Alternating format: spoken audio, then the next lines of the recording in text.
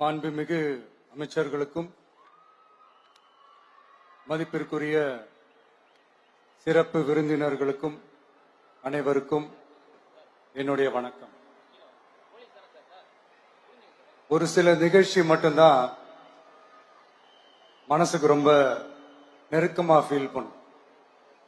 அதை நினைச்சாலே ரொம்ப சந்தோஷமா ஃபீல் பண்ணும். அப்படிப்பட்ட ஒரு நிகழ்ச்சி தான் இன்னைக்கு இந்த சிங்கப்பெண் சிறப்பு படைய தொடங்கி வைக்கிற இந்த நிகழ்வு.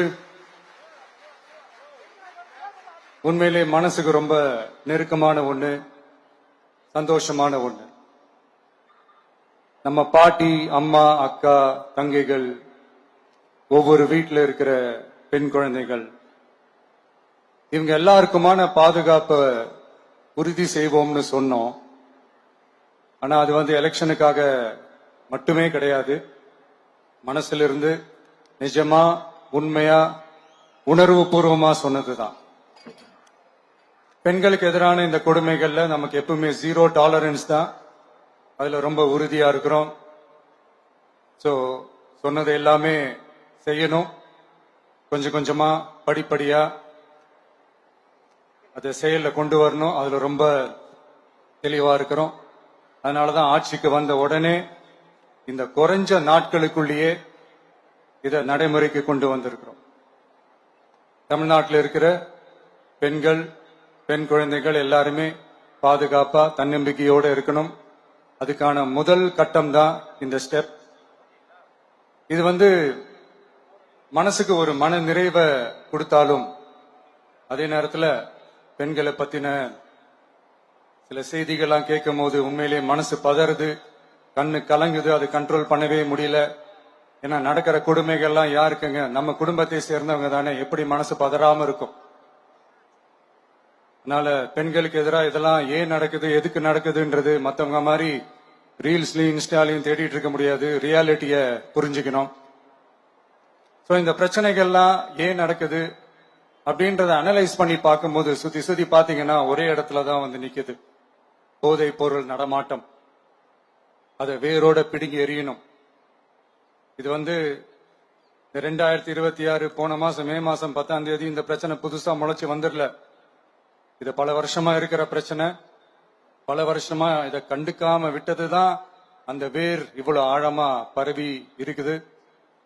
இத பல வருஷமா கண்டுக்காம விட்டது யார் என்றது நான் சொல்லிதான் உங்களுக்கு தெரியணும்னு அவசியம் இல்லை. அது உங்களுக்கே நல்லா தெரியும். இப்ப அதை பத்தி பேசியும் பிரயோஜனம் இல்லை. முதல்ல இந்த போதை பொருள் நடமாட்டத்தை வேரோட பிடுங்கி எறியணும்.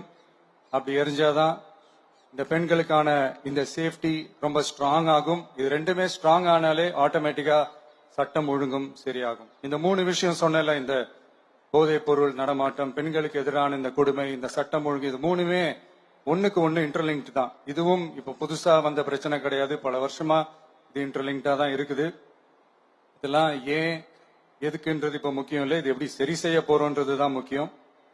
பட் அதே நேரத்துல இன்னொன்னையும் நம்ம மனசுல எடுத்துக்கணும். இந்த பெண் குழந்தைகளுக்கான இந்த பாதுகாப்பு இது வெறும் சட்டம் ஒழுங்கு சம்பந்தப்பட்டது மட்டும்தானா அப்படின்னு கேட்டீங்கன்னா இல்ல. இது சமூக ஒழுங்கும் சம்பந்தப்பட்டிருக்கு.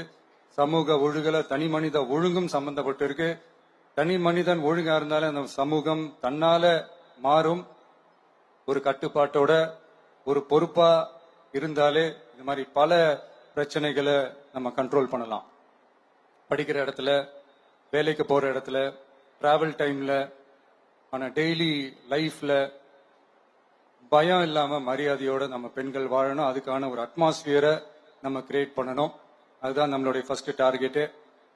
இவ்வளவு நேரம் நான் இதெல்லாம் ரொம்ப சாஃப்டா சொல்லிட்டு இருந்தேன். ஆனா பெண்களை தொந்தரவு செஞ்சுட்டு அப்படியே எஸ்கேப் ஆகி போயிடலாம்னு நினைக்கிறவங்களுக்கு நான் ஒரு வார்னிங்காவே சொல்றேன். பெண்கள் பாதுகாப்பை டிஸ்டர்ப் பண்றவங்க யாரா இருந்தாலும் அது சகிச்சுக்கவே முடியாது. அவங்களுக்கான தண்டனைக்கான அந்த நடவடிக்கைகள் எல்லாமே போலீஸ் டிபார்ட்மெண்ட்ல இருந்து ரொம்ப கடுமையான ஒரு தண்டனையா இருக்கும். கடுமையான ஒரு நடவடிக்கைகளா இருக்கும்.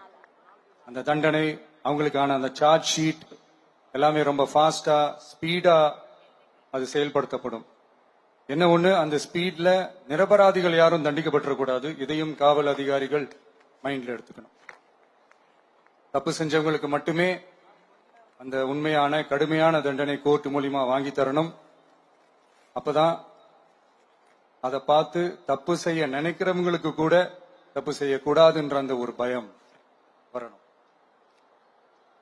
இந்த சிங்கப்பெண் சிறப்பு படைக்காக நம் அரசு சார்பாக முதற்கட்டமாக 354 கோடிக்கு மேல நிதி ஒதுக்கப்பட இருக்கு. இந்த திட்டத்தோட இரண்டாவது கட்டமா இந்த படைக்காக மட்டுமே 2500 புதிய பணியிடங்கள் உருவாக்கப்பட உள்ளது. பெண்களோட பாதுகாப்பை ஸ்ட்ராங் பண்றதுக்காக மாடர்ன் ஃபெசிலிட்டிஸ் இருக்கிற வாகனங்களும் நவீன உபகரணங்களும் தொழில்நுட்ப சாதனங்களும் அலாட் செய்யப்பட இருக்கு. ஆல்ரெடி உமன் சேஃப்டிக்காக செயல்படுற அமைப்புகளுக்கு அடிஷனல் ஸ்ட்ரென்த் அண்ட் சப்போர்ட்டா இந்த சிங்கப்பெண் படை செயல்படுங்கிறத மீண்டும் வலியுறுத்தி சொல்ல விரும்புறேன். பெண்களுக்கு எதிரான குற்றங்கள் நடக்கிறதுக்கு முன்னாடியே அதை தடுக்கிற காவல் நடவடிக்கையில இந்த படை முக்கிய பங்கு வகிக்கும். ஃபீல்ட் ஒர்க்ஸ் அண்ட் பிரிவென்டிவ் ஆக்ஷன்ஸ்ல இந்த படை ஈடுபடுறதால அனைத்து மகளிர் காவல் நிலையங்கள் எல்லாம் வழக்கு விசாரணையிலும் குற்றவாளிகளுக்கு தண்டனை வாங்கி தர்றதிலையும் இன்னும் அதிக கவனம் செலுத்த முடியும். பெண்களை ஃபாலோ பண்றது, பாலியல் தொல்லை தர்றது, டார்கெட் பண்ணி திரும்ப திரும்ப தொந்தரவு செய்யறது, பெண்கள் கடத்தல் முயற்சி, பப்ளிக் பிளேஸ்ல அசிங்கமா நடந்துக்கிறதுக்கு பஸ்ல தொல்லை தர்றது, கூட்டத்துல பெண்களுக்கு தொல்லை தர்றதுன்னு இது மாதிரி தப்ப தடுக்கிறதுல ரொம்ப முக்கியமா இந்த சிங்கப்பெண் படை செயல்படும்.